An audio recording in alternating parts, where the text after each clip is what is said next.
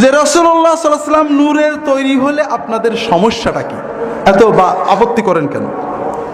কথা বুঝেন? আমি বললাম, তাৎক্ষণিক যেটা মনে আসলো যে ভাই, আমিও তো এই চিন্তাটাই করি যে রাসূলুল্লাহ সাল্লাল্লাহু আলাইহি ওয়াসাল্লামকে নূরের তৈরি বললে আল্লাহর সমস্যাটা কি ছিল। আল্লাহ এই কথা না বলে বারবার কোরআনে হাদিসে বারবার কেন বললেন যে হে রাসূল আপনি বলে দেন আমি মানুষ রাসূল, আমি তোমাদের মতো মানুষ। রাসূলুল্লাহ সাল্লাল্লাহু আলাইহি ওয়াসাল্লামের মনুষ্যত্ব, মানবত্ব, মানুষ হওয়ার কথাটা আল্লাহ বারবার বলে আমাদের ইমানের ভিতরে কেন ঢুকালেন?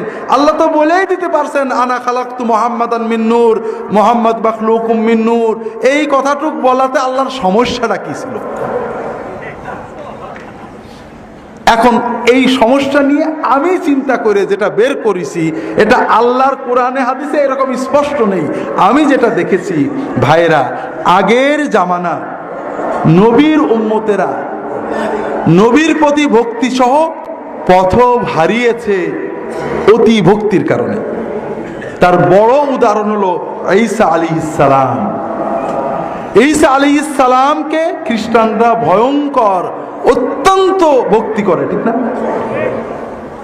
কিন্তু কোন খ্রিস্টান ঈসা আলাইহিস সালামের মতো